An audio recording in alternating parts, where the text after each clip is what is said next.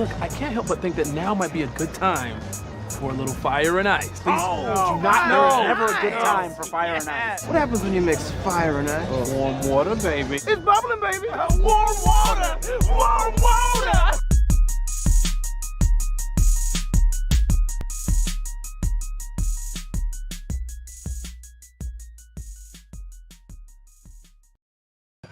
It is a Saturday morning. That means it is time for a little fire and ice.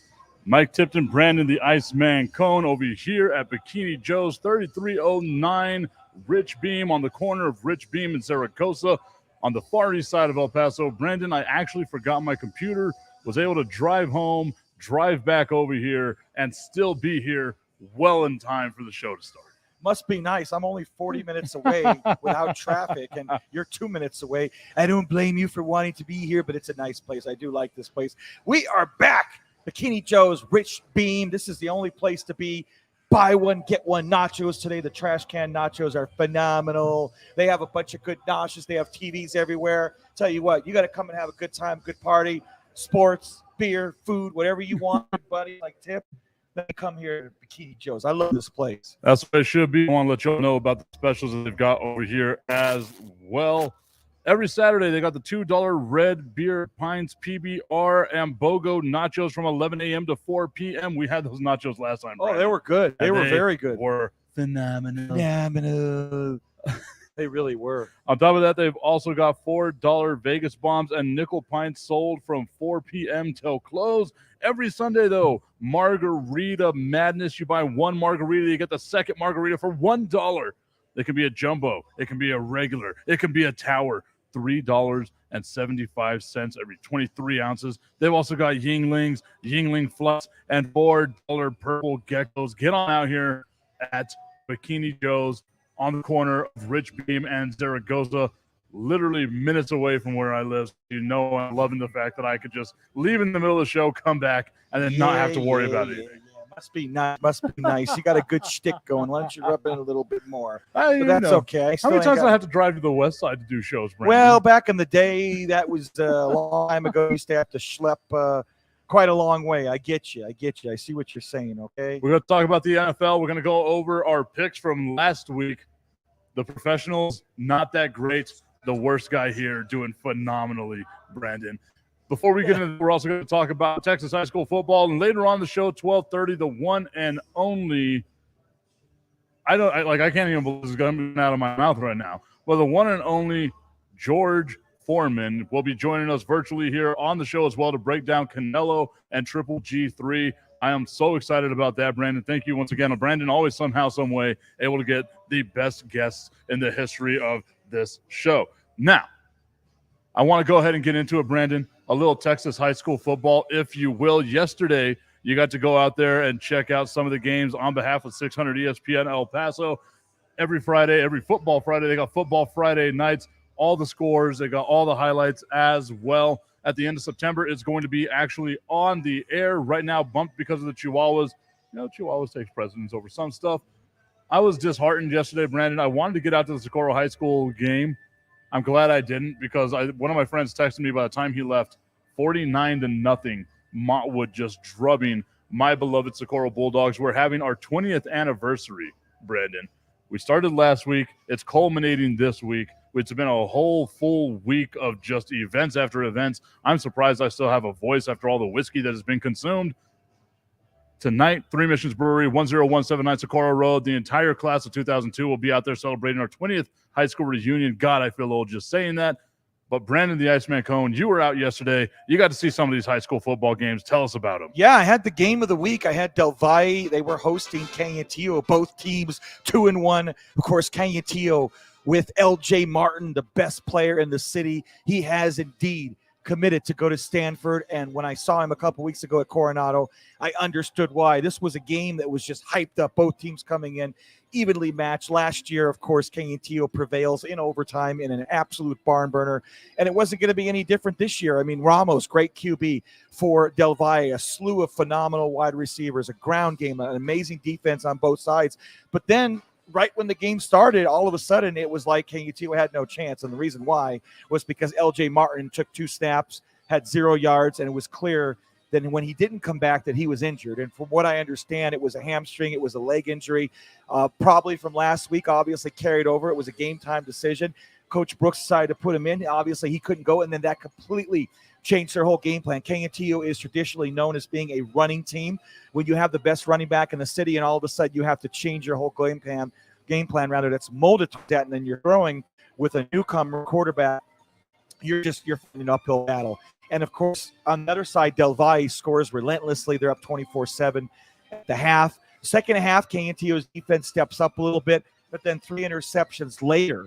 What an amazing defensive effort by by Del Valle, who completely shut down any possibility of Kayenteo being able to come back. In the end, it was 38-7, Kayenteo 3-1. And in my opinion, the way they're playing nowadays and with the way they're starting to gel, you got to put them in the top 2 or 3 in the city right now. Obviously, Bull Hill, best team in the city. But it was a good game. Sorry I didn't get to see LJ play a little more. I wanted to see him play the whole game. Would have been a completely different game if Martin had played. And certainly it was a great crowd, a great atmosphere, but a real damper when the best player goes out after 2 plays, or else it would have been a decent game in my opinion. That's always a weird thing that I love about, like, when you watch professional football, the NFL, college, you got to have like a team. In high school football, you can have a guy. And if you've got that guy and he's an absolute stud, you've got it made. As far as, especially here in the city of El Paso, look at the teams that had Deion Hankins on them, that had Aaron Jones, that had Aaron Dumas as well. Just look at like the lineage of great running backs that we've had here in El Paso, and now having one more being added to that list. Absolutely. And the kid's amazing. He's like 6'2", 200 change. And I was talking to Brooks, and Brooks is obviously no stranger to great talent, the son of late, great legendary coach Don Brooks. And you know what he told me? He said he's the greatest player, the best player I've ever coached. He said, and I was like, damn, that's a statement and a half. And, I said, well, what is it about it that's so great? He said his vision, his ability to cut, his ability to see the field, his ability to change direction. And I saw that a couple weeks ago in the Coronado game where he ran 78 yards and literally changed directions and have eluded about 3 or 4 tackles and shrugged everybody off, tiptoed on the sideline and scored for one of the best touchdowns I've ever seen. And you can't stop him. You can't tackle him. So hopefully this is a temporary thing, and hopefully he's back next week as Kayenteo has a great test coming up, as I believe they're going to Chapin. And for Del Valle, like I said, they're red hot, playing very well. And certainly that's just a program you expect to be on top of the hill every single year. So let's go ahead and go over some of the scores that we have, some final scores, Brandon, if you will. We will. So Rams, Montwood defeated your Socorro Bulldogs, Oive, 63-0. Sorry about that. Your team still stinks. Eastlake, 35-21 over my beloved Coronado Thunderbirds. Yeah, they still stink. Mountain View, 40-17 over Irvin. Irvin is who we think they are. Andrus finally gets off the schneid. They beat the Scorpions of Horizon 30-8. That's a big win for Andrus as their running back who committed to Army, Malcolm Anderson, back last night for them. How about the Austin Panthers, my beloved Panthers, 56-14 at Hanks. They finally get the victory. Parkland, 45-21 over the Chapin Huskies, and, of course, 38-7 Del Valle over Kayenteo. The Bel Air Highlanders, 38-7 over Clint. It was the Mustangs in a barn burner, 24-21 over Isleta. We also had Riverside. How about Riverside? They remain undefeated. They went 3 deep in the postseason last year. Their quarterback has already, I believe, been offered by NMSU. A hell of a team. They're going to be real tough to beat in 4A this year, and I think they're going to make a run again. They're won 35-21 over Alamogordo. Jeff over Bowie in the Southside Bowl, 17-14. The Wildcats of Anthony, 20-12 over the Cathedral Fighting Irish. And finally, Franklin, 56-29 over Americas. Franklin, one of the top teams, as usual, in the city. Hell of a game. And, of course, they take care of business at the SAC. We've been asked, Brandon, what this show is about. It is about sports. We are focusing right now on the local El Paso, Texas area on sports, but we do also talk about national things as well. What are those things, Brandon, that I would love to talk about with you? The one and only UTEP Miners. UTEP?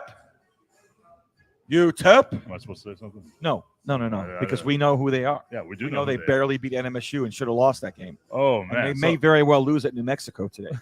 Wouldn't be surprised if they did. We're getting asked by the one and only Jonathan Hood from ESPN 1000 in Chicago, the college football tailgate. They want to know, Brandon, the preview between UTEP and New Mexico, the Lobos, hosting our beloved UTEP Miners. What do you think is going to happen in the game?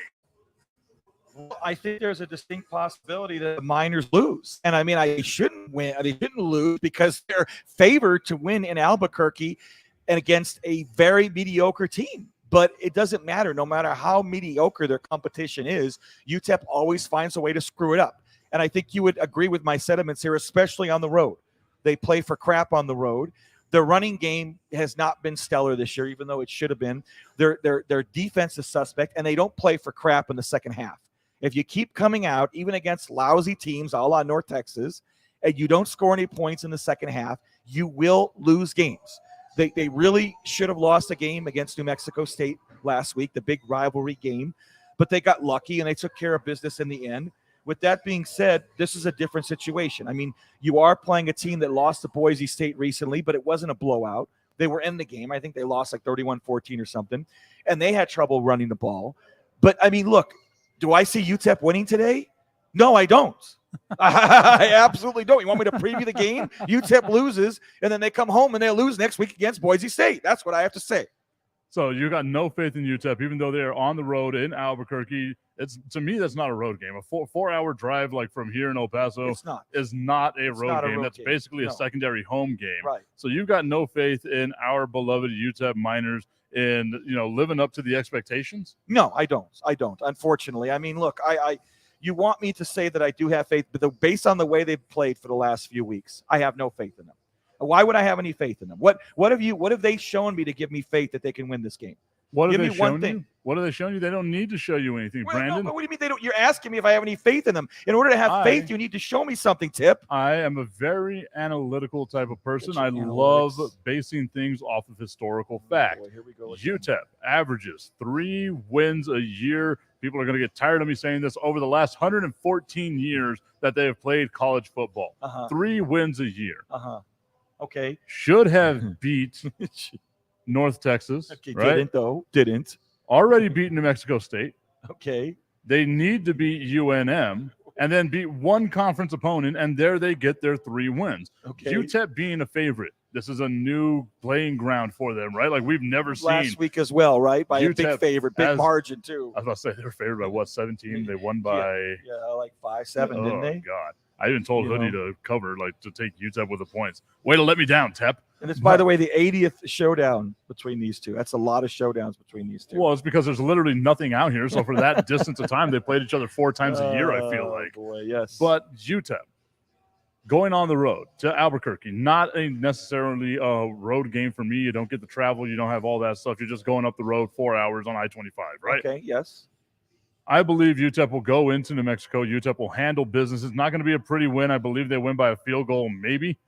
But I've seen nothing from New Mexico to make me think that they're great. The Mountain West Conference isn't what it used to be. Yeah, I mean, I agree with you there. So I mean, New Mexico's quarterback is suspect. He's a transfer from KU, so he's a new kid. So certainly he does some things, but he's also suspect. But then again, Hardison hasn't shown me that much to show me that he can win. And this is for them a big road game. Okay, I don't care what anyone says. This is still a big road game because any road game is a big road game for these guys because they don't win on the road very often. You can shrug yourself. You can roll your eyes. You can do whatever the hell you normally do, anything you want. But you know as well as I do, this team can't win on the road.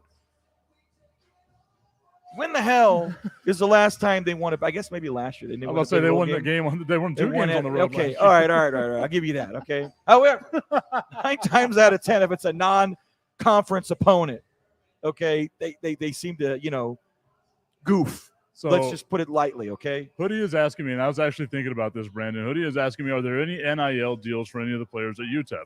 And I haven't heard of any of the NIL deals, right? I haven't yet. I don't think there's anything. Like, if there is, it's nothing that's been major or anything of that nature. I'm thinking, Brandon, I don't know how you feel about this. What if we have a Fire and Ice or a Just the Tip NIL deal that we give out to one of these college athletes at UTEP, especially on the football team? We choose one football player and then one from the women's sports as well. What do you think? I'm down. They all deserve it, and it could be through Fire and Ice, which would make it more special for them, and of course more meaningful for us. For why not? Exactly. So maybe we get the NIL deals because I believe if there were any NIL deals at UTEP, they would have been reported on, because we have nothing else to report on here other than just UTEP and maybe the Chihuahuas if they put together like a 2-game win streak, right? Mm-hmm. So for me, I haven't heard anything about NIL deals, and I'd love to see some of these players here at UTEP start getting these deals, even if we have to be the ones that, you know, are the proverbial tipping point where we get everybody started on this. I think it needs to be us. I don't see why not. I mean, we need to be pioneers in this respect. Absolutely, 100%. We are trailblazers. You know it as well as I do. Oh yeah, starting the I'm not going to get into all that stuff, but yeah, we are known as trailblazers here. Some of us just blazers here with fire and ice. Brandon, I was disappointed on Thursday. Hey, what's new? I don't understand why I was disappointed. Like, in hindsight, I'm sitting here thinking to myself, why, right?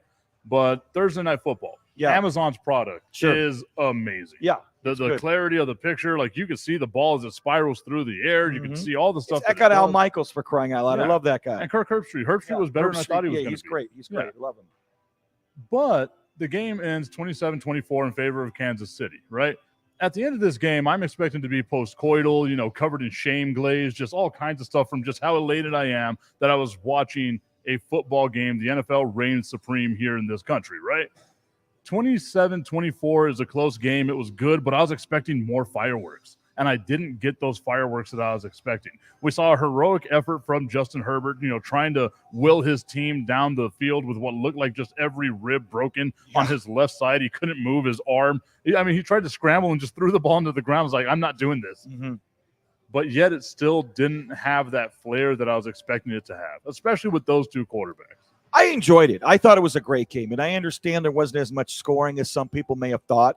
But to me, you can't beat a game that comes down to a wire.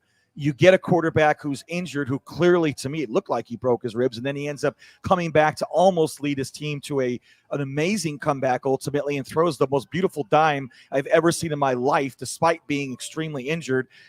Double, you know, coverage. I don't know how you complete that pass.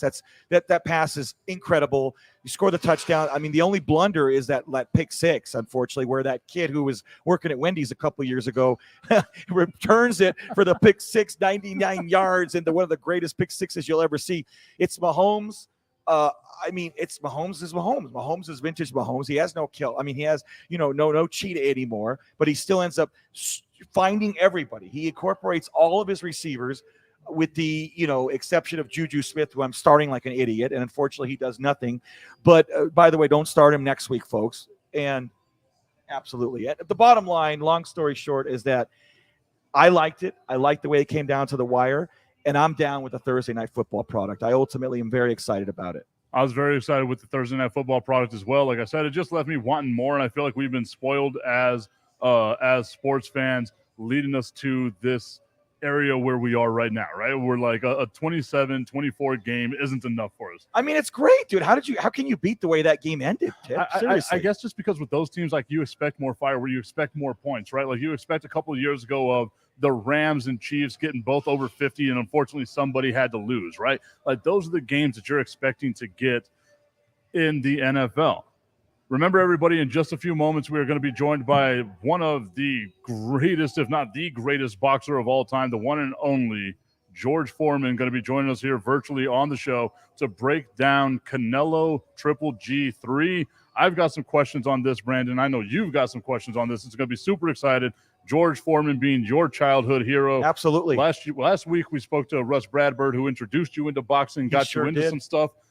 What was it about Foreman's style that you're like, this is the guy? Well, I mean, when my dad and I started watching boxing when I was about 10 or 11 years old here in the early 90s, I remember watching George's comeback, and my dad said, this guy's incredible. I remember him from back in the day, and now he's making a comeback, and he's a big fella. He likes to eat cheeseburgers just like you and I, and he's a really good guy. And I was like, okay. And I didn't really like boxing that much, but once I started seeing Foreman fight and his style, the one thing that was very unique about him, and he had told me from a previous interview, he had learned this from the late, great famed trainer Archie Moore, and a great fighter in his own, about the crab-like defense. So basically, now that I'm in boxing again, most people, they have like the defense like this, but Foreman always had a crab-like defense, which I thought was very unique, and it's actually a very difficult defense to penetrate because of the fact that you have both arms like this as opposed to the traditional style like that. So to me, I was like, this guy's awesome. Not only is he one of the heaviest hitters in boxing history, but he's on an amazing track to in this comeback, doing something that nobody said he could do. And he was KOing these much younger fighters like it was going out of style. And I think that people really started taking him seriously when he beat Jerry Cooney, because Cooney was a great journeyman. And then he got the Holyfield fight in 91, which was called the Battle for the Ages. I will, to this day, never forget that fight, because he was the first guy to ever go 12 rounds with Holyfield. And it was that famed 7th round, which was one of the round of the year. It was voted the round of the year, where George had Holyfield stunned, and that the man hit like he was the hardest hitter in boxing history, arguably. So, and then of course ultimately goes on to regain the heavyweight championship, oldest man in history to beat Michael Moore, who had beaten Holyfield at the age of 45. And his career to me was unbelievable, and his personality was larger than life. Therefore, I grew up having one sports hero, and that was George Foreman. And he also reminds me of my late great father, Jack, who loved him and would be so incredibly proud that I was able to get him to come on our show, and especially that we get to see him here relatively soon. It's phenomenal. Oh yeah, you couldn't ask for anything more. So my introduction into boxing was like the Mike Tysons, and just dominant Tyson too, of course. And then I believe the first fights that I saw was like Julio Cesar Chavez, De La Hoya, all of that, because we didn't have pay-per-views. Macho Camacho. Yeah, so in my family, we didn't have a bunch of the pay-per-views. We didn't have a bunch of all that stuff. But then, me being the guy that I am, loving history the way that I absolutely love history, going to the library, finding as many books on boxing as I could, learning who George Foreman was, learning, about the Alis and the Listons and like all this stuff, just grew my love for boxing. And I would love to hear, as soon as he joins us, like what his mindset is now on the state of heavyweight boxing. Because whenever you think of like those great boxers of the time, right, it was all heavyweights. And now it just seems, look at the fight of the year that we're looking at right now between Canelo and Triple G, and they're fighting at what, 175, yeah, 185? Absolutely. The game has changed so much the last several years, but we were very lucky because the 80s were some of the greatest times for the middleweights, and the 90s, that was the time of the heavyweights. But that was besides maybe the 70s or the 60s, that to me, the 90s was one of the most credible time where boxing flourished from the heavyweight perspective. I can't remember being that exciting since then. I mean, today, obviously, you have Tyson Fury and Wilder and so on and so forth, Joshua. But to me, it's nothing that compares to the 90s when you had Riddick Bowe, Foreman, Tyson, Razor Ruddock. I could just go on and on and on. Holyfield, and there was like Ken Morrison. There was 10 to 15 heavyweights, that Ray Mercer. I mean, that you were like, wow, I can't wait to see this guy because they're going to put on a hell of a show. Do you think it was the Klitschko's that kind of killed heavyweight boxing? Because it wasn't like they were out there throwing punches like, Foreman was back in the day, and like Ali was back in the day, like Tyson and even Lennox Lewis to an extent. These guys were just, putting their body weight on people, leaning on them until they got tired enough to basically just fall over. Sure. And as much as I love, the Klitschko's boxing style, doing what they're doing boring. right now, it's super boring to watch. And I understand that people have that same mindset whenever it comes down to like Floyd Mayweather, right? I love Mayweather. Fighter. I do too. I love Mayweather. I do too. He's great. Because, you're talking about that crab, right? Yeah, you talk about that Philly defense. shell that he had where he just rolled the shoulder every single time. Right. That to me was always something just so beautiful to watch. These guys who are paid to go in there and just hit, not be able to hit this guy, right? Yeah, absolutely. And that's put him in the ring with like, George Foreman, Mayweather's getting knocked smooth out. Well, yeah. I mean, yeah. And that's the thing about Foreman is I always said that his jab was as strong as anyone's right. That's how hard Big George hit, and he'll tell you that himself. I mean, that's how he knocked Moore out. I mean, Moore was winning easily by points, but he got that jab and he got the next jab, and then boom, straight right, a short right hand, shortest right hand you'll ever see to knock someone out cold. It was to me an amazing knockout. And being a defensive fighter, now that I'm actually sparring once every couple weeks like a madman. I don't know why I'm doing it, but I'm sparring against kids half my age now. And I'm like, you know what? Let's go easy on each other because you don't want to feel my power. That's for sure. The Iceman can hit. But I am trying to be more of a defensive fighter. I'm trying to be able to look where my move is, where I can get my punch in there because the defensive fighters are pretty smart. I mean, look what you asked Big George about Muhammad Ali and the whole rope-a-dope and the Rumble in the Jungle, arguably the greatest sporting event in the 20th century. He played possum the whole fight, and we saw what happened there. Yeah, and that's the crazy thing about, the way that boxing has evolved and the different styles there are in boxing. That's what I love about boxing so much more than MMA is the simple fact that there's a science to it, right? Like you hear it all the time, the sweet science of boxing. It's the truth. It is a sweet science. You're in there like, yes, it's, down to you're basically in your underwear. You're fighting somebody in front of a whole bunch of people, but it's down to how can I be better than this person is. And George Foreman was one of the best of them. I mean, Ali obviously up there is one of the greatest of all time, right? Other than George Foreman, Brandon, who would you say was like that other boxer that you absolutely loved and could not get enough of? Well, I mean, I have to say Tyson. I mean, I've never seen anybody more exciting than Iron Mike. And Iron Mike's career, I often tell people, is a tale of two halves. The one is prior to 1990 when he lost to Douglas, and he before he had Don King when he was with Custom Auto, and then ultimately he was working with Kevin Rooney. And he was the baddest man on the planet when he was, top heavyweight of all time. And then after 90, and then of course, unfortunately goes to jail and for a few years, but still comes out and regains a heavyweight championship. Ultimately loses to Holyfield. Was never the same fighter after he came out of jail. He was good, but he wasn't great anymore. And that's the thing. But I mean, I to this day, I mean, I say, if I could pay for one fight, I really wanted to see, and I need to ask George about this, what would have happened if he fought Mike Tyson? I remember when I was a kid, after Tyson knocked out Spinks in 90 seconds and Foreman was making his comeback, my dad and his buddy Albert were talking, we got to see Foreman fight Tyson. How long will this fight go? How long do you think it'll go? My dad's friend says, 1 round, just 1 round. And one of those guys is going to knock the heck out of one another. And I agree. I agree with that, In just a few minutes, we will be joined, or a few moments rather, we'll be joined by the one and only George Foreman, one of the greatest of all time, if not the greatest. I don't get into these list type things of like, oh, where do you rank them, right? Like, it's just basically the way that you look at it. The statistics, the championships, the history behind who George Foreman is lets you know he is one of the greatest. So that's all you need to know, like one of the greatest. I feel bad for the kids that didn't get to watch those boxing videos from back in the day, that didn't get to see who he is and was as a boxer. Like, all they get to see is a spokesman who had the George Foreman grills and stuff, and like all that stuff was fantastic, but that pales in comparison to who he was as an actual boxer, being able to have that comeback again at 45 years old. Brandon, I'm 38. Yeah. And I couldn't even think about getting and that's the thing, is that you're so successful. You're one of the greatest boxers in heavyweight history before the comeback. I mean, you fight Ali, you fought everybody, Frazier twice. I mean, you beat the greatest heavyweights of all time. You won the heavyweight championship, you lose the heavyweight championship, you make a comeback, then you retire, and then you come back again fighting in a young man's game against kids, almost half your age. And to have had the longevity that he had, you're talking, he came back in the late 80s and he was doing it till 97, damn near a decade. That's unbelievable. That truly is unbelievable. Look at he's there. I mean, that's nice to see. It really is, isn't it? Yeah, we're going to let him get situated here. Just give me a thumbs up whenever you are ready. George will bring you onto the screen with us as well. It's always this is always super exciting. I am very excited to speak to this. You're talking to a living legend, one of the people that wrote the book basically on just how boxing became what boxing is now. Absolutely. All right, we're going to go ahead and bring him onto the screen here with us, the one and only, one of the greatest champions of all time. And the greatest champion of all time. George Foreman. Sir, thank you so much for joining us here on Fire and Ice. Well, love the compliments. Carry on with it.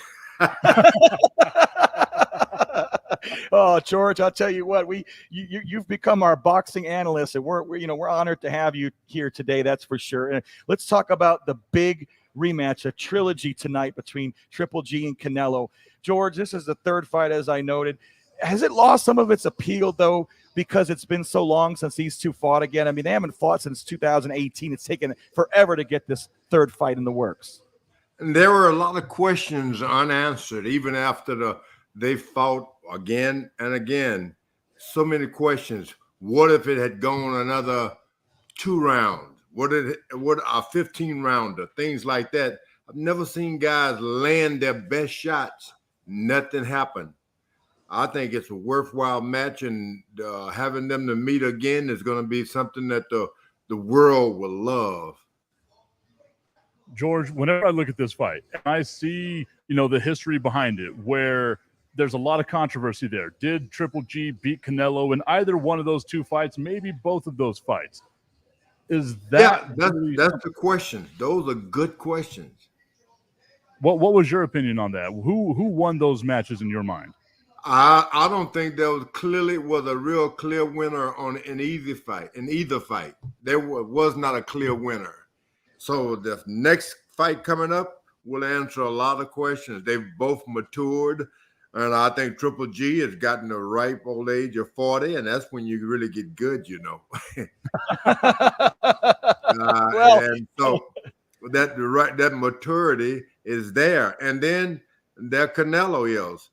He has that silk pajama syndrome, if you know what I mean. Can a rich guy really beat someone who's fighting for life and death? I've never seen it done before. Silk pajamas can sometimes cause a lot of trouble. You just can't go out there and fight like you used to. You got too much money in the bank, hidden under the bed, safe deposit box, and the beds are soft. It hardly makes for a great fighter.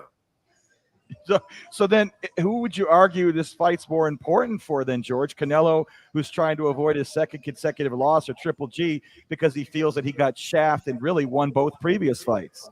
Yeah, and you have Canelo's really had a defeat the other night in his other fight, so he truly want to reestablish himself. So this fight is important, but Triple G, it's very important. It's almost a necessity that he gets out there and get him. He's going to have to get him. So then prove once and for all, I am and was the better guy. George, I feel like whenever you have these controversial losses, like if something doesn't go your way, it kind of gets you a little more motivated to get in there and prove something, knock somebody out. Was there ever a guy that you faced where you couldn't wait to get in the ring and just lay that right hand on him? Yeah, boy. You know, I left Africa wiped out.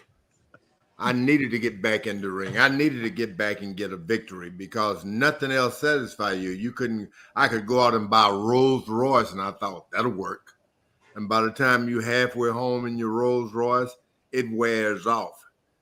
Oh, what else? Whatever you buy, everything wears off by the time you make it home. So a victory and a worthwhile knockout victory is the only cure for those kind of places these guys have been, especially recently with Canelo. He needs a cure. He needs a makeover. And, you know, Triple G is just the guy to kind of wipe it out for him. So Triple G's now 40. We talked about that, and he may have, meet too old to win the fight. Who knows? I mean, but Canelo, he's 32, really considered still in his prime, George. But somebody who's been in their 40s, a thing or two about regaining the heavyweight championship at 45, beating Moore back in November of 94, and, of course, becoming the oldest heavyweight champion of all time. Is it like, okay, Triple G's 40, who cares? Or is it Triple G's 40, he's going to be a much slower version of what we're used to, or at least what he was a couple years ago in this bout? I like that first one. Who cares? 40. You give me 40 again, I'll show you something. I mean, 40, as far as I'm concerned, that's just a baby because I didn't learn how to really do proper road work until I got into my 40s.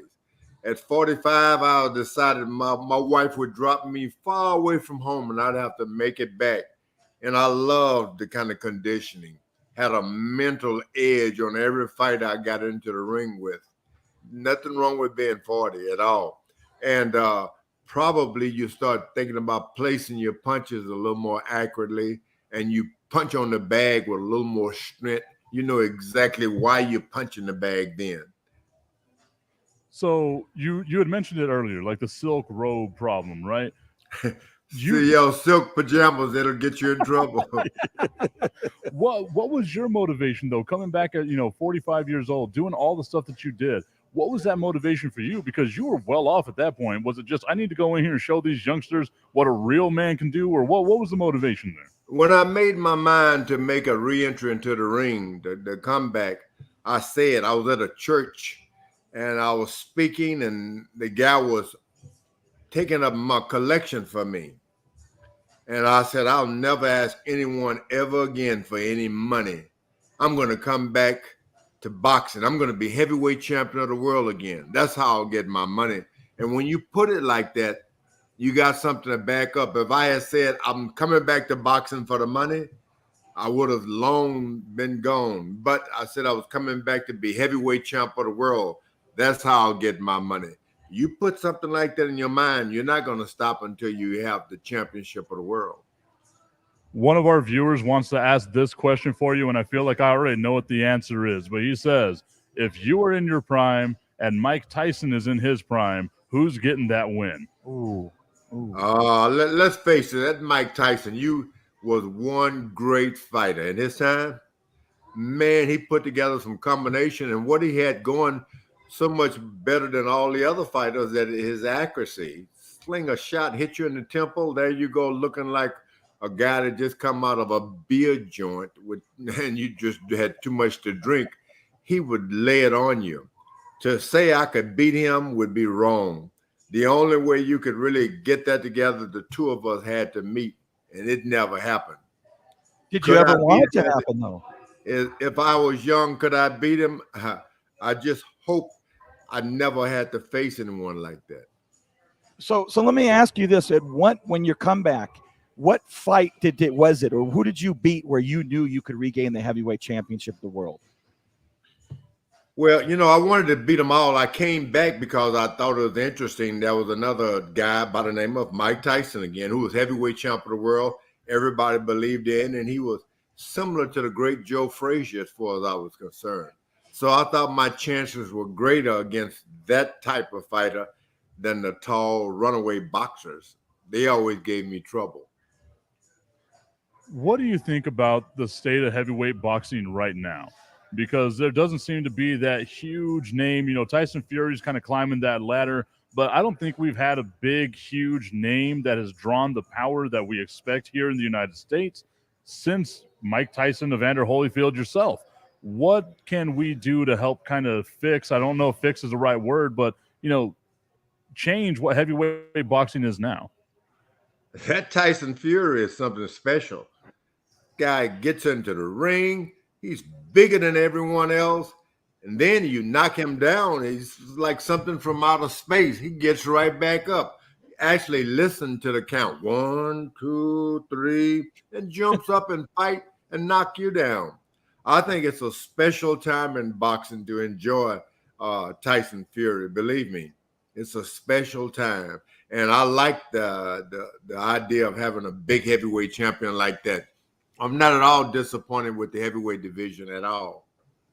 Well, let me ask you this, though. There's been a lot of controversy over decisions in boxing, especially over the last several years. I mean, I personally felt that Triple G won the last fight, but they gave it to Canelo. And the previous fight, it was called a draw, which a lot of people would say, okay, understandable. But with that being said, George, there's a statement that I've been heard in the past that it's impossible to beat Triple G, or rather Canelo, in Vegas, but yet he lost his last fight in Vegas. So do you think there's any way that Triple G can get a decision tonight, or does he have to knock out Canelo? A knockout is always preferred. I think that if he gets a knockout, that really would settle all things. But in that last fight, Triple G did the action. He was the main man, but Canelo backed him up all night. He made him back up, and some of them judges are looking at that. If you think you're winning, why are you backing away and running away? Unless you're going to drop him later, like with Muhammad. I had him backing up on the ropes all night. But then he gets up and, come alive and clips me. Next thing you know, I'm on the canvas. The crowd, the judges, everybody's satisfied, thinking I don't have to judge that one. A knockout would be just what we need tonight. A knockout. Is there any scenario where we get George Foreman, like another comeback for George Foreman? Can we get one more, or are you like, you know what, I've done what I need to do. Everybody else is coming back. I don't need to impress these two schmucks. Have I done all I've done? Well, they'd have to turn boxing into a pie eating contest. He and I can join that, I can win that one. I'm telling you, chicken, a steak eating contest. Cheeseburgers, right? I'd be a champion forever, certainly that way. Cheeseburger. Oh man, I'd get it. I'd win. Okay, George. So you got to come to El Paso. I think we can set up the Cheeseburger eating contest. Absolutely, George. I'm telling you, I'm still a champ there. George, Triple G moving up in weight for this fight. Do you think that's a bad idea for a fighter? Or, I mean, what is your, experience with fighters moving up and their success in weight? Yeah, you got to move up unless you're a heavyweight champion of the world, you never feel like, hey, I'm fulfilled. There's nothing like the Big Thunder, as you saw with Roy Jones Jr. originally. He was the finest, sleek, most intelligent fighter around, but he wanted that title of heavyweight champion of the world. He made it. Joe Louis originally was a light heavyweight titleist in the amateurs. Muhammad Ali was a light heavyweight in the Olympics. You just need that heavyweight championship under your belt. So putting on more weight and moving up in class, that means a lot. And that's why guys do it. I understand. I was differently. I needed to lose weight and come down.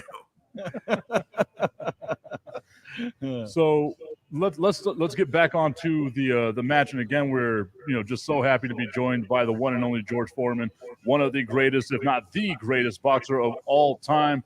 What are you expecting to see in this match tonight? Canelo and Triple G, number 3. Canelo, he's not going to go home happy wearing his silk pajamas anymore unless he gets out there and drop this guy. He did the body work early on in the last fight. He did the proper body work as far as going to the body. He didn't drop him. This time, he's got to get a knockdown. He must get a knockdown for him. I mean, mentally, to think that he won that boxing match. Canelo, all he has to do is be himself. Just be himself, and this time, go win that 12th round. If you win the 12th round decisively, even have this guy holding on, then you'll feel like, hey, I told everybody, now I've done it. So your prediction is Canelo in 12, or is that your prediction, George? Yeah, this time I think an honest decision, and I think the Triple G can get it this time. An honest Triple decision. G. Okay, I hope you're right because I want to see Triple G win. I think he already won the last 2 fights. Got to give him one. One honest decision, and Triple G has got it. It's not going to be easy for him, boy. It's not going to be easy.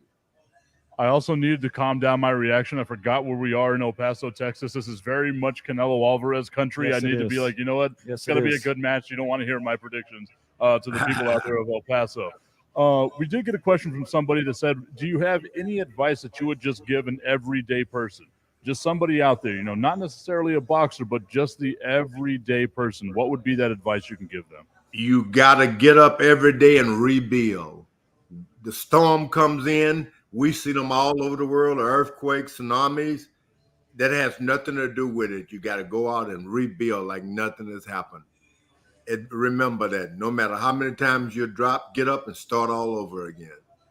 I have to ask you about the Ali fight. It was ranked as the best sporting event in the 20th century. We all know how that went, and I know that fight devastated. But if you could have done one or a couple things differently in that fight, what would you have done differently there, George? Well, I went out there and had a cheeseburger and a greasy skillet. Never should have done that.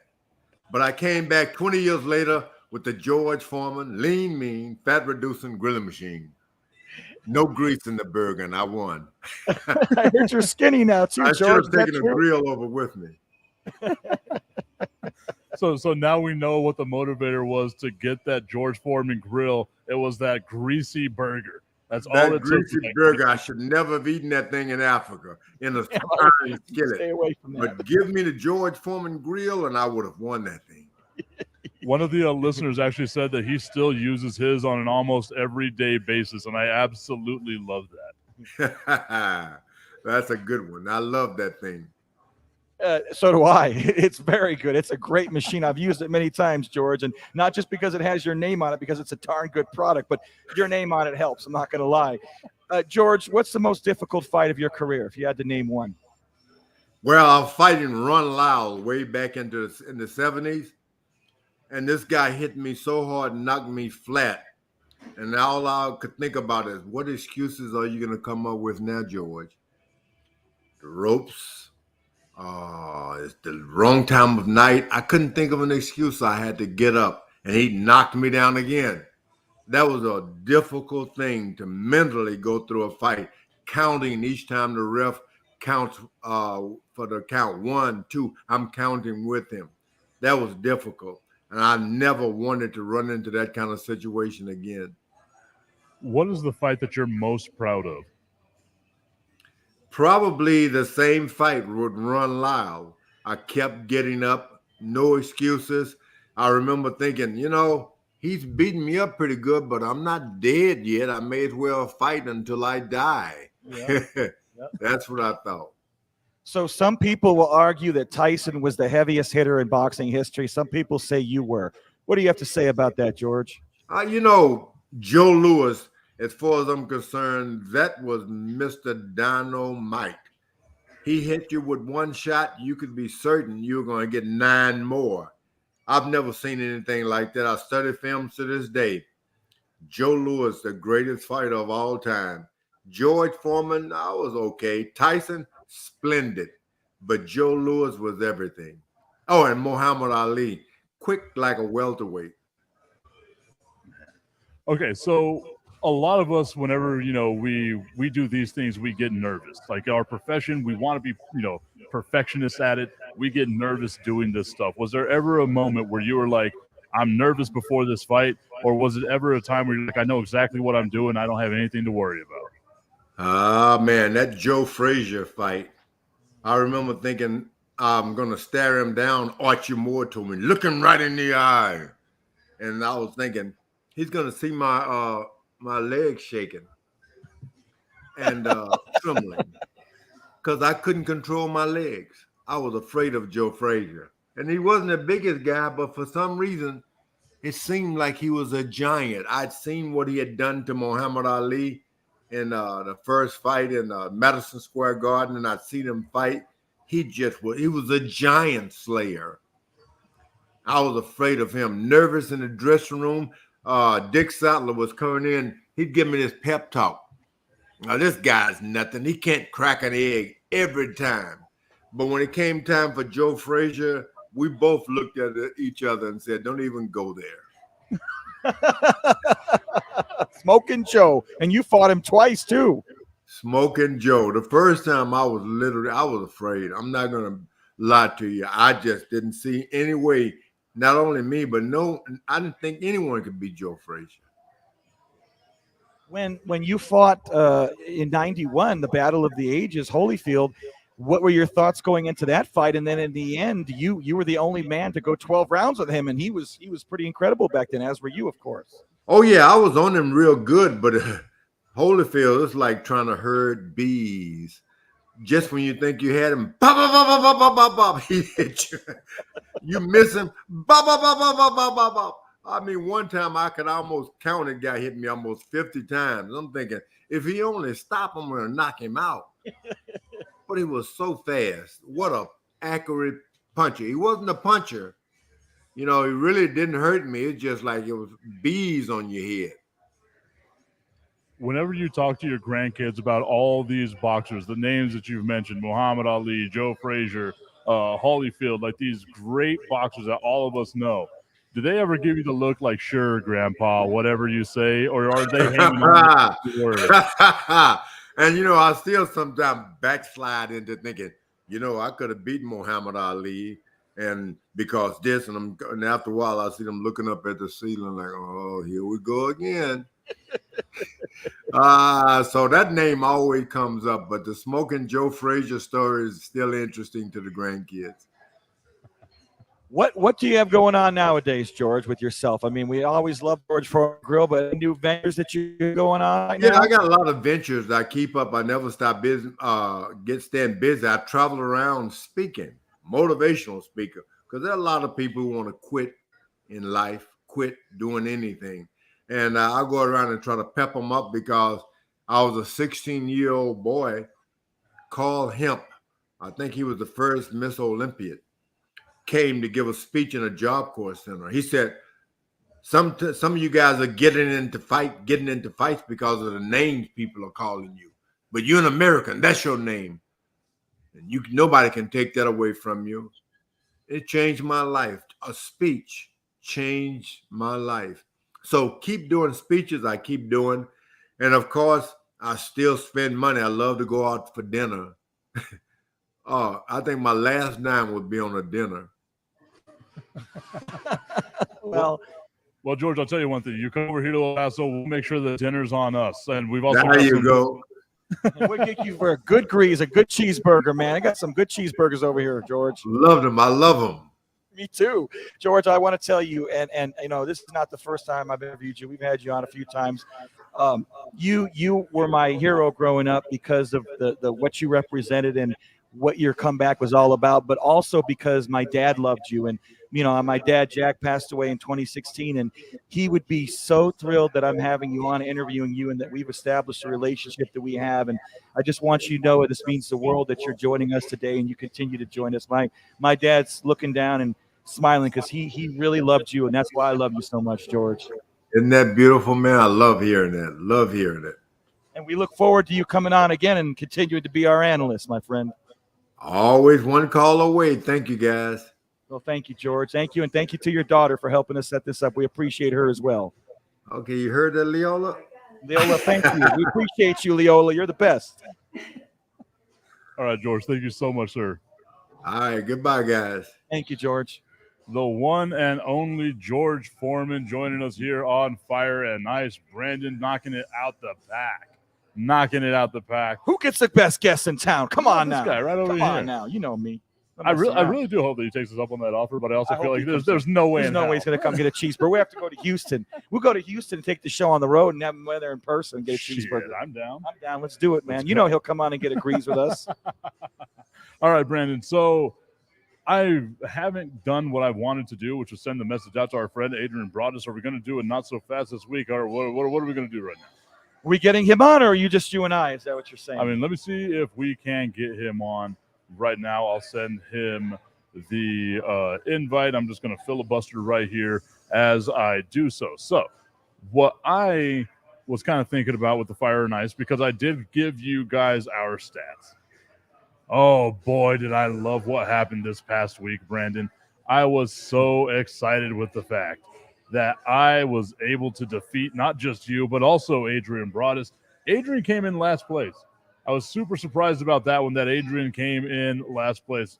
Actually, Brandon, would you mind forwarding that message with our link to Adrian? Yeah, is it in the email or is it? Okay. Yeah, it's the exact same link. Gotcha. Okay, so last week Adrian goes, I want to say 4-9-1. We all had the tie.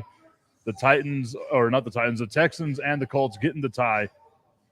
Also, how bad of a week is it whenever you spend the entire offseason trying to come back and just establish yourself as like a team, a force that might be one to be reckoned with, and all you do is have that first week one tie? Well, a tie is absolute garbage. I mean, there's nothing worse in sports than a tie, unless you're in hockey where you actually get a point. Other than that, you start off 0-0, and in my opinion, you end 0-0. And I just hate ties. They're friggin' ridiculous. The NFL should do away with them. There's no other sport. I guess boxing, you have a draw, but I mean, geez. Yeah, but ties suck. They don't do anything for me, especially in football where you get screwed when you have a tie. It doesn't help you. I mean, maybe in the end you didn't lose. Maybe you get in, but it's disheartening to get a tie. I'm sorry. I was like, what? Yeah. Already? Yeah. it's kind of like one of those. And like, I love predicting the tie because you know me, I love the chaos that comes along with it. But it also just felt like, man, I feel so bad for these fan bases that in week one, this is what you get. You get a tie in week one of all the times to do it, right? Where you just feel like this is the time where you have the most hope. Like nothing else can happen. Well, I guess technically you didn't lose. No, but right? you didn't win either. Still got the hope. You got to get the W, man. You didn't get the L, but you got to get the W. Yeah, and that's the main thing, right? Like you don't get the W's. Was there any game last week that you were surprised with? I do want to mention that I was the only one with the testicular fortitude, Brandon, to choose Pittsburgh Steelers and the great quarterback, the dreamy Mitch Trubisky, climbing up the man crush list day by day, defeating the haphazard Super Bowl runner-ups, the Cincinnati Bengals. Was there any surprises that you had last week where you're like, okay, this might be a little different scenario than what we think it's going to be? I expected that Dallas was going to be competitive. I mean, I didn't expect them to play like crap with their quarterback. And without their quarterback, I have no idea what's going to happen. But, I mean, they just completely failed in every aspect. Faith in Cooper Rush? You have zero faith in Cooper Rush? He won on Halloween in Minnesota, luckily, but maybe he can win a few games. Well, what about Ben DiNucci? Ben DiNucci, it sounds like a pasta famucci. It sounds like an Italian name. I don't know. I have any, faith in him either. But I have to say, I'm gonna make a statement right now that Dallas is pathetic. Okay, I mean they are. They just completely. I know Tampa has a good defense, and I know Brady's Brady, but Brady didn't do anything last week. I mean, Dallas's defense held their own. Running game was mediocre, but in the end, my friend, it all comes down to one thing, and that's the fact that they just didn't even show up for the whole game. It was a boring game. I know it'll never happen because Jerry Jones isn't the type of person that would go this route. Tommy Carranza saying that the tie would have been better than the shit show he saw last week from our Dallas Cowboys, right? I want to see them just tank. There is nothing like that. The way this roster is constructed, even best case scenario, I've told you 9-7 maybe, right? Or I guess 9-8 now would be the thing. This is not a playoff team. This is not a team that would make a deep run in the playoffs if they somehow limp into the playoffs. Tank this entire season. Finally get a very good draft pick. If you have to trade people like DeMarcus Lawrence or something like that to also create cap space, do all you have to do and focus on the next couple of years because the window you have with Dak is starting to close, right? I like Dak as a quarterback. I think Dak is a really, really damn good quarterback, but he doesn't have the pieces around him that he needs to actually get the job done. Well, there's no sense of urgency for that to that team. There's no sense of urgency. They slide when there's 14 seconds in a game. They thought that they would be able to be fine with Lamb, and that's it. They got no other help, and they didn't get any better as far as I'm concerned. And the objective should be to continue to build your program, your team, and they didn't do anything to do that. And that's the biggest problem is lack of urgency, piss poor management, and they're bad, man. I don't have any faith in the Cowboys. I know it's only 1 week, but I just don't see them competing at all. It was a really bad performance against Tampa. We mentioned the Kansas City Chiefs earlier before we got on the interview with George Foreman. And once again, thank you, Brandon, for getting George Foreman. Thank you to his daughter for helping getting him on the air as well. We love hearing the stories. That was absolutely phenomenal. It was great. You talk about those dream interviews, Brandon. That is one of them, and I couldn't have thought of anyone better to do that with than with my buddy over here on Fire and Ice. But we mentioned the Kansas City Chiefs. The entire time over the last, since the offseason happened, since they traded Tyreek Hill, everyone questioned what Patrick Mahomes and that offense was going to look like. Fast forward now, week 2, 7 tutties and 0 interceptions. It's like he never left. I mean, that's the definition of a great team is that you lose your best receiver, and it doesn't matter because, again, you have a quarterback that's going to make everybody around you better. You're going to take receivers that may be mediocre on other teams, and you're going to make them great because you not only have that offensive line, but you have that ground game. And Clyde Edwards-Helaire is having a good season so far. Their offensive line, they looked like they were going to struggle, but they've weathered the storm. And again, when you have the best quarterback in the NFL, and don't anybody tell me it's Josh Allen right now, because yes, he's one of the top 2 or 3, but right now it's Mahomes. And when you have a quarterback of his stature, and he's as young as he is, anything's possible. And right now, I mean, it's week 1, can't say much, but best team in the AFC. I mean, it's been 1 week, 2 weeks, I should say, for them. They look damn good, and I don't know who's going to beat them. But again, it's a long season. Anything can happen. I'm pretty impressed so far. I am so excited about the fact that, we're watching football played right now at, its peak. You know what I mean? It does not get better than this with what we're seeing, the quarterbacks that you have in the AFC with Mahomes, with Josh Allen, who I think is still one of the best, right? With Mitch Trubisky, yeah, no doubt, be on that list with as well. Trubisky, exactly. You got to make sure you throw him on that list too. Were you surprised at the fact, though, because I did pick 2 upsets that you all thought that I was Meshuggah for? Yes, right? You were Meshuggah, but you did it. Good job. Got the Steelers one correct, and then the one that I was very worried about because I didn't really have much faith in it. I just know the dude is cooked. He's not cooking anymore. He is cooked. Russell Wilson looks washed. Well, I mean, again, I don't know how washed he is. He's playing on the road in a very hostile environment against a good defensive team and a very loud building that he's now experiencing as an opposing quarterback. Again, it's a new team. I mean, it's a new team. You have to get used and acclimated to things. I'm not going to say he's washed up yet. Talk to me halfway through the season if he's still losing games. I really think that was a very winnable game, but the coaching decisions at the end were terrible in their rookie head coach, and that was a game that they lost. They didn't, Seattle didn't win, that Denver lost that game. And then, of course, the blunders when you couldn't get in the end zone, you fumbled the ball consecutive times. Give him time. Give him at least 3/4 of a season, and if he's still playing like crap, then he may be washed. But I disagree. I don't think he's washed. I love how when you don't give me 4 games, not give me half the season, give me half the give me season. 3/4. By the time the season's done, one game. I mean, just come on now. But this is the thing that I was talking about, right? Like the Seahawks won that game in spite of Geno Smith. Right. They did. Their defense was pretty good. They have weapons, and Tyler They Lockett, weapons, and they have Metcalf. And yet Russell Wilson, who we would all say is leaps and bounds a better quarterback than that of Geno Smith, still last year sucked with this team. Well, yes. I mean, it wasn't his year. That was dead. I won't disagree with you there. It was a bad year for him all around, and he had a few good games, but most of his year was bad. But again, you're at a new team. You're now playing in the AFC. Different coaching staff, different styles, different receivers. It just doesn't happen overnight. I mean, not everybody's Tom Brady, where they can come to a new team and win a Super Bowl the first year. All right. I mean, there's only one Brady for a reason. That's all I have to say. Did it. Yeah, and there's only one Manning. I mean, Denver. how many? Yeah, but again, we count those on one hand. It's just phenomenal. So I said it whenever fun of me. I said it whenever the season started, right? That I did not have faith in this team in Denver being the best team in the division. I don't have faith in Denver being the second best team in the division. I don't think they'll be the third best team in the division. They made this move, spent all this money, mortgaged their future because it was a ton of draft picks and capital, that it was just something that it didn't seem like it was a good move for Denver. I don't understand the forward thinking on this. We needed a quarterback. That's one thing, and he was available. I mean, that okay. So he's available, well. I mean, but you still didn't have the pieces to put around that quarterback. I mean, I like Judy. I mean, I do like Jerry Judy. He had that long reception for a TD. I think they have some pieces. I mean, Melvin Gordon III. They have the other kid, the running back. They got some.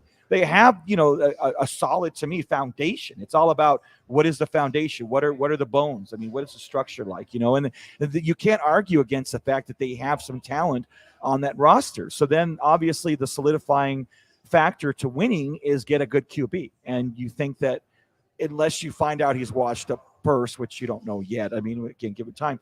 Then you go after a guy like that because he's a Super Bowl winner and MVP and so on, and really should have won 2 Super Bowls had it not been for Pete Carroll. So I'm not against the move. I'm looking at the schedule, and the one, before we go here, we're not going to do it not so fast. It doesn't feel right doing it without Adrian. Yeah, we got to have Adrian. We'll schedule it next week with my friend. Unfortunately, Adrian wasn't able to join us at this moment. Now. But I will say this. I was so surprised, Brandon, that Green Bay had the effort that they put out there.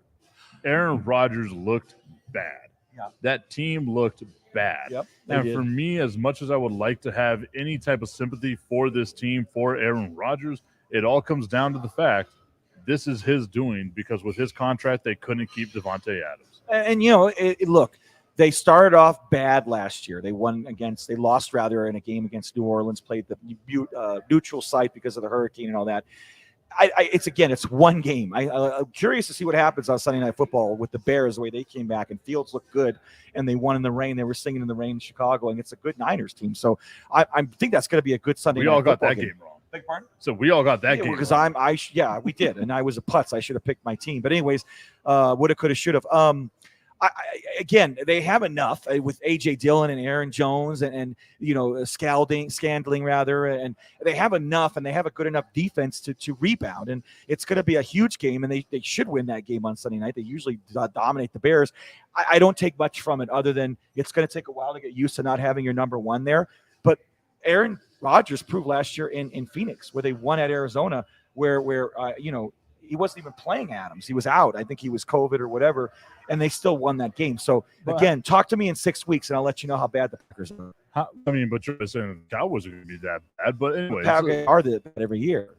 Except for last year when they made the playoffs and still screwed it up somehow. But looking at, that word, he didn't have Adams last year in Arizona, was able to beat the Cardinals. The Cardinals are a horrible team. That's a horribly ran franchise. I do like Cliff Kingsbury. I think that Murray is highly overrated. Yeah, it seems like it maybe. And it's just one of those things like, okay, yeah, they went on the road. They beat a team that was really good, that was really hot. They wound up, putting out that fire real quick.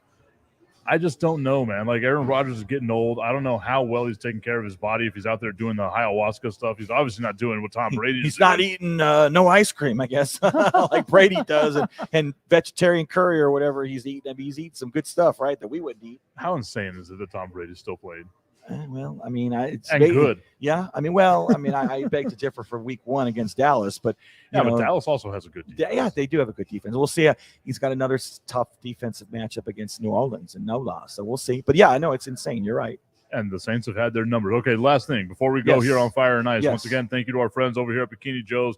I was about to just read the thing up there. 3309 Rich Beem, Suite 101.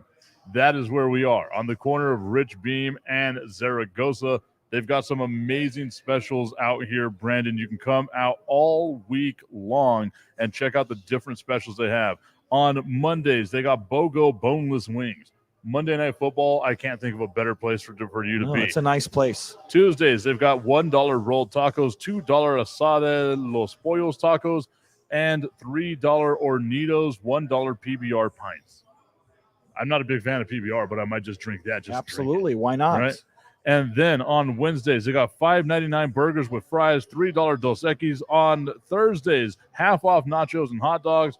Friday, the $9.99 taco combo from 11 to 4 p.m. They've got 2 mini margaritas, $2 mini margaritas, and $3.99 23-ounce Bud Lights. It's a very arbitrary number, 23 ounces. Saturdays, though, here for Fire and Ice, as soon as we are done with the show, my big ass is about to go have me some BOGO nachos. You get the BOGO nachos from 11 to 4 p.m. They got nickel pints from 4 to close, $4 Vegas bombs, and $2 red beer pints with PBR as well. Every single Sunday, they've got margarita madness. You buy a margarita, you get another margarita for free. 1 margarita, Brandon, you can get the jumbo. Oh, yeah, it'll be huge. You can get the regular. It'll be kind of huge, but I'll go jumbo all the time. You can get the tower. Oh. And a tower of margaritas is where you need to be right now. Or I guess not right now, tomorrow.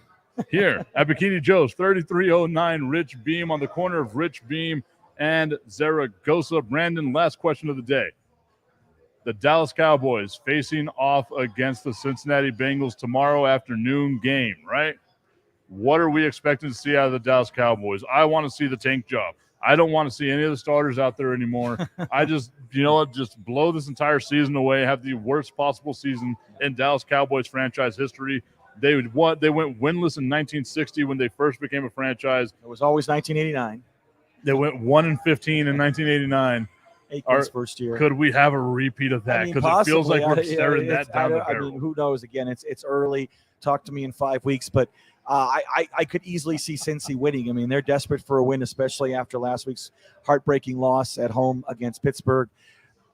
Dallas, I don't think that whenever you bring in a new quarterback, I mean, I know he's got the start last year, but what is he going to do? I mean, Glam needs to get back on track. He's the number 1 now. He got 2 catches last week. Terrible. I mean, I defensively, they'll be all over Burrow. They got a chance. They're at home, but I think they're going to lose. I hate to say it, but I think they're going to go 0-2. We'll see. Wow, no faith in our beloved Dallas Cowboys. None whatsoever. I've got a little bit of faith. I think the defense will help them. Maybe. I mean, we'll see. I think I'm just dry. Would you bet a grease on it? I would. We already only won. Yeah. Are we going to double or nothing? Oh, yes. Yes, why not? Might as Okay, well. we'll do double or nothing on that Double one. or nothing. That Woo! means Adrian knows us next time. Yeah, He Adrian didn't show up agrees to too. today, He's so got it to, should yeah. be He'll triple have a agree. nosh for Adrian too. Yeah. You're right. And he should pay for George Foreman too. Betcha he will too. Just do a DoorDash over to George Foreman. We'll see how it goes. Get him some cheeseburgers. Want to give a big thank you to George Foreman, who joined us earlier on the show, broke down the Canelo Alvarez Triple G fight. We got his pick, thinking that it's going to be Triple G. I hope and he's a right. decision in Vegas. Triple G deserves it. You're going Triple G. I got Triple G in 12. I got decision, a minority decision. But again, it's if you go to the scorecards, usually it's Canelo. But I think Canelo's a little debilitated since he lost last time. I like Triple G. Triple G's out there to prove something right now at 40. You know me, I love me some Triple G. I think it's going to be Canelo just because I believe it's going to the scorecards, and I do not trust boxing judges worth their damn screw him life. over. Right? So that's who I think is going to get that fight. Brandon, as always, it's an absolute pleasure. I want to thank our friends over here at Bikini Joes as well. Don't forget, we're also brought to you by Undisputed Craft House at 1881 Saul Kleinfeld. Every Saturday, they got the $15 thick boy pies. We had that chili con queso pie, and last week, whenever we didn't order it, we regretted it. Yeah, we did. I need that pie. We should be back there again next week to have the best pies. Just scratching at my entire chin right now, like Tyrone Biggums. I need that pie. You got more than pies, man. Give me that pie. But for Brandon the Iceman Cohen, I'm Mike Tipton. Thank you all so much for joining us here on Fire and Ice, and we'll see you next week.